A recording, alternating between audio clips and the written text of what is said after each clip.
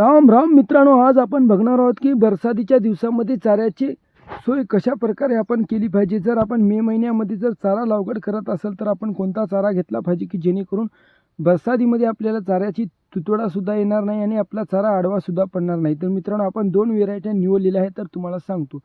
मित्रांनो, मेन मुद्दा म्हणजे बरसातीमध्ये आपलं रान वैतीला येत नसते. केव्हाही मधात आपला जर पहिला चारा कापणं झाला आणि नंतर दुसरा जर चारा पाचवला नाही तर आपण ते वैती करून नंतर दुसरा चारा पेरणं होत आहोत तर आपल्याला शक्य नाही. म्हणूनच मित्रांनो, आपल्याला कोणत्या गोष्टीची काळजी घ्यायची आहे की एकदा टाकलेला चारा किमान बरसातभर तरी आपला चालला पाहिजे. तर मित्रांनो, आपल्याला थोडंफार लक्ष 4G 5G नेपियरकडे सुद्धा द्यावे लागेल जेणेकरून ते होत आहोत तर पडत सुद्धा नाही आणि वारंवार कितींदा सुद्धा कापण्या होतात त्याचा. आणि दुसरा चारा म्हणलं तर त्याच्यासोबत मित्रांनो आपण ॲडव्हान्टाची मेगा स्वीट घेऊ शकतो.